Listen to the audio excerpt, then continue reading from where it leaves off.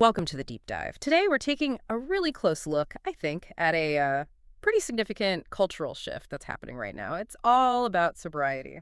Yeah, it's a big topic. We're sort of wading into where, the very established traditional recovery methods meet this newer, maybe more self-aware movement people are calling sober curious. Right. So our mission today really is to compare these two quite distinct philosophies for looking at alcohol use. Exactly. You've got Alcoholics Anonymous on one hand, decades old, very spiritual, community focused, Yeah. built on this idea of, well, powerlessness and surrender. And then on the other. Then you have this newer cultural wave, sober curious. It really emphasizes individual choice, emotional intelligence, kind of redefining your own relationship with alcohol. And we've gathered some fascinating sources. We've got the core AA stuff, the big book, the 12 and 12, personal accounts from pioneers like Chuck C., Dr. Bob. hmm And we're placing those right next to more modern takes, critiques, personal stories from writers like Ruby Warrington, Annie Grace, Laura McCowan. It's a really crucial comparison, isn't it? Seeing how different generations tackle the same substance, the same challenge of, well, changing your life fundamentally. Before we even get into the specifics of AA or Sober Curious, we really need to set the scene, I think. Because this challenge, sobriety, it isn't just about individual willpower, is it? It's deeply rooted in the culture around us. Absolutely.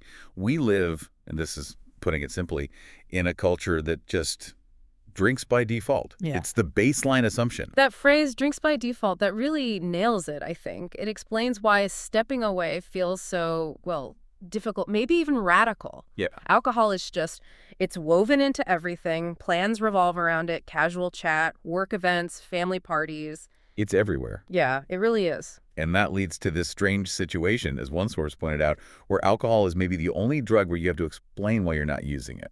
Think about that for a second. Right. The pressure is reversed. Laura McCowan talks about this really well, that sort of immediate, almost visceral social awkwardness. She says stepping away from drinking often creates this judgment, or at least perceived judgment, pressure. It's like, I don't know, turning up to a fancy dinner in shorts. People notice. They ask questions. They feel they have to ask, yeah. It forces the non-drinker onto the back foot, needing to justify themselves, whatever their reason is. And this pervasiveness, it's not an accident. It's heavily influenced by commercial interests, isn't it? Oh, completely.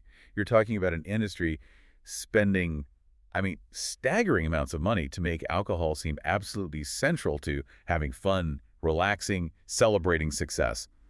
Basically, living life. Annie Grace puts numbers on it. Billions. Over $2 billion a year just in the U.S. on ads and promotion. And even if that marketing isn't the only reason people start drinking, it's this constant background noise. It normalizes it, turns people into, as she puts it, sort of walking billboards for drinking. It normalizes it to the point where, as Ruby Warrington found, most people probably underestimate how much they actually drink. Right. And they tend to brush off the immediate, toxic effects.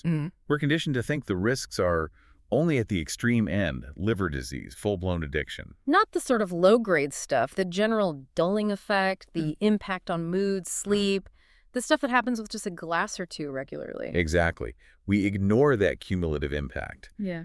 And that societal blind spot is what makes any choice towards sobriety, whether it's AA or just being sober curious, feel like such a departure. It creates this huge initial barrier, doesn't it? Whether someone identifies as an alcoholic or is just questioning their relationship with alcohol. A really powerful resistance, yeah. Okay, so let's shift gears now. Let's talk about that established path. The one often paved by, well, desperation and hitting rock bottom. Let's really unpack the AA program. It starts with surrender. Yeah, the journey, as people like Chuck C. describe it, begins with acceptance, just acknowledging the problem exists. But then it moves quickly to surrender.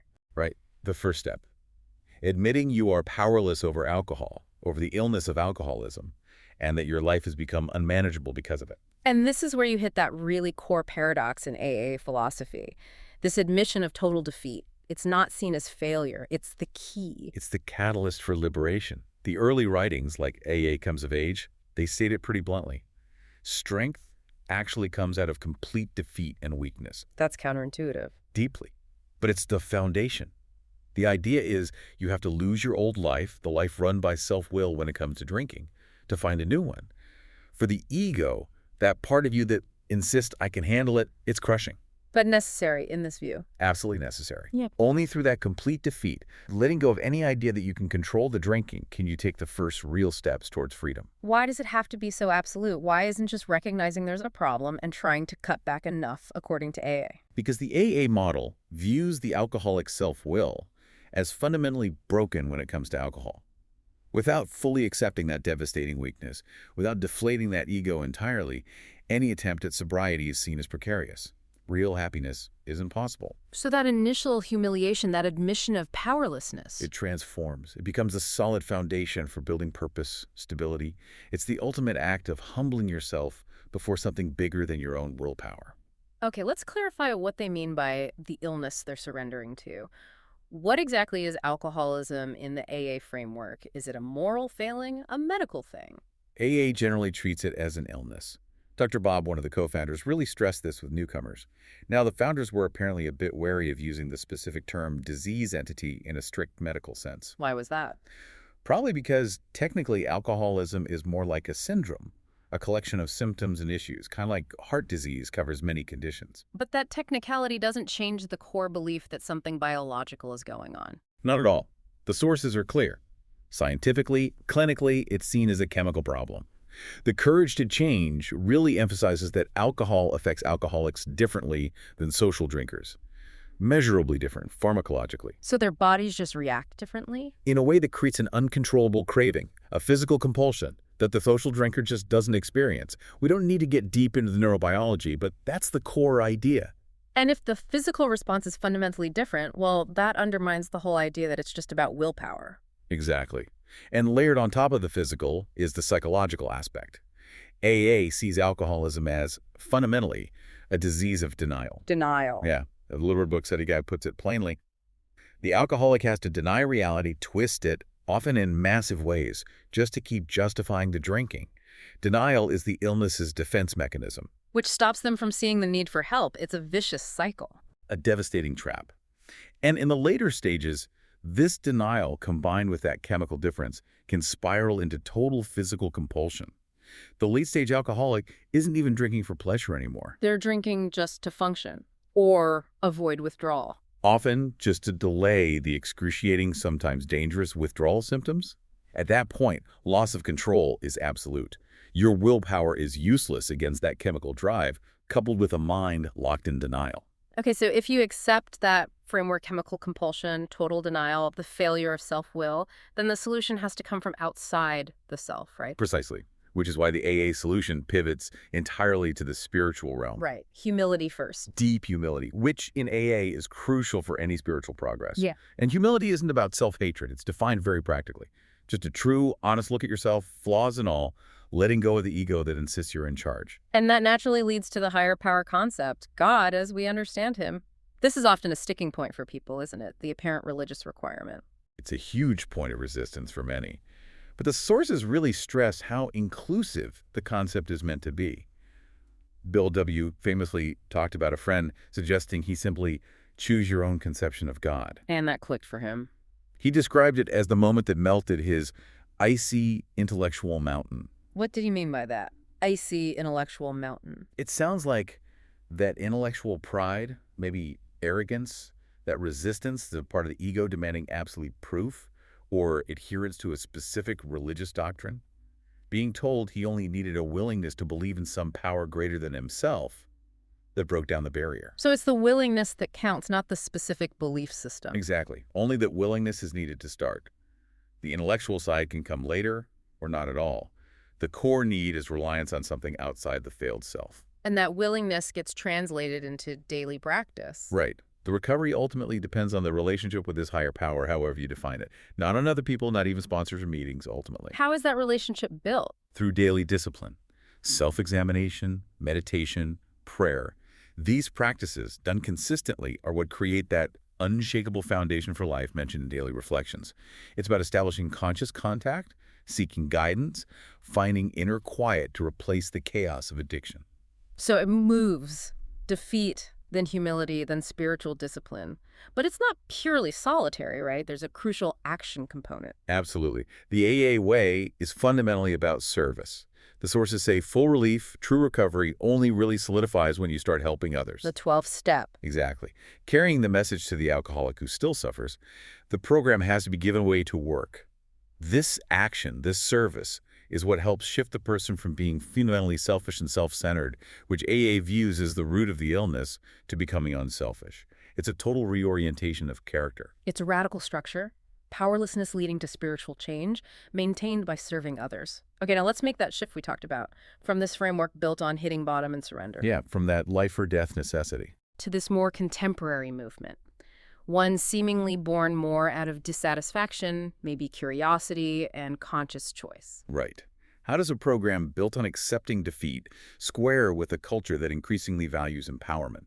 Which brings us neatly to the sober, curious movement. So, this sober, curious idea, popularized by writers like Ruby Warrington, it often starts differently, doesn't it? Not necessarily with a huge crisis, but maybe just questioning things. Yeah, often with simple questions like, why is alcohol everywhere in my life? Why is it so normalized? It seems aimed at people who might not resonate with the really severe experiences of late-stage alcoholism, but who still feel like alcohol is, well, maybe holding them back somehow. Exactly. Maybe it feels like an unnecessary buffer or a ceiling on their potential, or it just doesn't align with the kind of life they want to live. Warrington really captures that internal dialogue, people wondering, does the fact I'm even asking these questions, does that make me an alcoholic? Right. And the goal here isn't necessarily about hitting bottom and surrendering, but more about consciously reframing your relationship with alcohol, choosing not to drink on your own terms, rather than waiting for alcohol to dictate the terms. It seems to deliberately move away from that label alcoholic, which carries so much historical weight and stigma. It does. It shifts the focus to a conscious decision. And this perspective emphasizes that, the anxiety, the cravings, the desire for a drink when you stop, even if you're not chemically dependent in the AA sense, that stuff happens because alcohol is an addictive substance, period. And it's a very effective social lubricant. So while AA emphasizes the different chemical reaction in the alcoholic, Sober Curious kind of points to the fact that the substance itself is inherently problematic for everyone because it's addictive. Pretty much, yeah. Annie Grace calls alcohol an anesthetic. It's a depressant. It slows down communication between neurotransmitters. It literally dulls your senses, dulls your psychological responsiveness. So if you're using it regularly to manage feelings, you're essentially applying a chemical anesthetic to your brain on the regular. And the big critique that comes out of this, often drawing on thinkers like Brené Brown, is about what happens when you numb yourself like that. Yes, it ties directly to vulnerability. The argument is you can't selectively numb emotions. If you use alcohol to dull the hard stuff, anxiety, shame, stress, vulnerability, you inevitably end up dulling the good stuff too. Like joy, love, connection. Creativity, empathy, belonging, all of it. The sources stress this. Numb the dark, and you automatically mute the light. That completely reframes the cost-benefit of even casual drinking, doesn't it? It's not just about avoiding hangovers. It's about potentially limiting your capacity for a really rich, full life. Which leads right into this idea of aiming for a high bar for satisfaction, finding natural ways to feel good, or as Warrington puts it, learning to get high on your own supply. Okay, let's unpack that a bit. Getting high on your own supply. What does that actually mean in practice, according to these writers? It's about shifting where you get your stimulation, your buzz, finding ways to connect with what Warrington calls your essential aliveness or spirit naturally. Through things like intentional practices, maybe breath work, deep human connection, physical movement like dance, meditation, exploring consciousness. It acknowledges that feeling truly alive, excited, joyful, intensely connected can actually feel uncomfortable if you've spent years using alcohol to sort of regulate or suppress those feelings. That's an interesting point, that maybe people sometimes drink not just to numb bad feelings, but also to take the edge off good feelings that feel too intense. Absolutely. It comes back to getting comfortable with your whole undulled self. If you're not used to feeling natural excitement or intense optimism, the familiar numbness of alcohol might feel weirdly safer, more manageable. The Sober Curious path involves learning to navigate that full spectrum of emotion, the highs and the lows, without chemically dampening them. Okay, so moving from chemical anesthesia to emotional intelligence. This leads us to the idea of self-empowerment. If AA requires defeating self-will, how does the Sober Curious framework view the power of our thoughts? This is a key difference. The modern approach really emphasizes conscious choice and mental resilience. Yeah. Catherine Gray talks about that powerful realization, like, a thought cannot make me drink. Meaning, Meaning, even intense urges, strong cravings, they're just neurological signals, just thoughts passing through. Critically, acting on them is still a choice. It's not inevitable. Which directly challenges that core AA concept of powerlessness over the first drink. that sounds a bit like older philosophies like Stoicism or James Allen. The idea that you can't always control what happens to you, but you can control your response, your thoughts about it. Exactly. It echoes Allen's idea. Yeah. You can't directly choose your circumstances, but you can choose your thoughts. And by doing that, you indirectly shape your circumstances. It puts agency firmly back in the individual's hands. Okay, so both paths are aiming for a life transformed, but the how is really different. AA transformation through surrender to a higher power. Sober curious. Transformation through conscious choice, emotional growth, self-discovery. The individual is in the driver's seat. And that core tension, surrender versus control, that's really what we're digging into here, isn't it? Yeah, let's get right into that comparison now. The mechanisms of change. Starting with the most obvious contrast. Surrender versus control. Okay. In AA, surrendering that illusion of control over the addiction, over life itself to a higher power, it's not just recommended. It's step one. It's the non-negotiable starting point. And that act of surrender is what enables the spiritual awakening. It's the mechanism. Sometimes it's sudden, like Bill W.'s famous experience. Other times it's gradual, a slow realization. But the key is stopping the fight, that frantic struggle that defines active addiction. Whereas sober curious and a lot of modern approaches, They lean heavily into self-empowerment. Radical self-empowerment sometimes. They often view addiction less as this fixed, unchanging disease identity, and more as maybe a learned behavior, a response to environment or trauma. The focus is on reclaiming your agency, making better choices. Modern neuroscience sometimes supports this view too. but is there a place where these seemingly opposite ideas meet? There is a fascinating convergence, psychologically speaking. William James, the great psychologist, observed this over a century ago. He noticed that regeneration, that profound personal change, whether it felt religious or totally secular, often happened when people simply relaxed, when they let go. Letting go. Yeah, he said psychologically that feeling of letting go was basically indistinguishable from religious justification by faith, even for people who had no theological beliefs at all. Wow. So whether you call it surrendering to God or just stopping the exhausting fight, the core psychological need is to cease the struggle against the overwhelming problem. Exactly. It seems to be a universal human experience. That constant ego-driven struggle against something you can't beat often leads to burnout and failure. Both AA and SC offer a way, albeit through different framing, to release that struggle and find some psychological peace. Okay, let's look at another angle. Isolation versus connection. Addiction is often called a disease of isolation, right? But how do these paths define and foster connection? AA tackles isolation head-on, very explicitly, especially with step 5, confessing your wrongs, your defects, to God and another human being. The Little Red Book Study Guide calls this absolutely crucial for overcoming that terrible sense of isolation. Why is telling someone else so important in the AA model? Why not just confess to God? Because the goal is to dismantle the phony self, that secret, isolated persona built on denial. Sharing it with another person breaks the secrecy, relieves the burden of guilt, and forces you into reality. It creates kinship, connection, both vertically with the higher power and horizontally with other people. It's a necessary communal act. But then you read personal stories from the modern sober movement, and sometimes the initial experience sounds, well, the opposite, more isolating socially. Oh, absolutely. Sources like Blackout describe this feeling really powerfully. You might feel like you're finally waking up to your own life, but then you watch people drift away because the only version of you they knew was the drinking version. So the word recovery implies getting something back, but early on it can feel more like a loss. A profound social loss, yeah. But that loss can force a different kind of connection. Connection with yourself. Exactly. Recovery in this modern context often becomes a journey of self-discovery. Figuring out, okay, without the booze, who am I really? What do I actually want?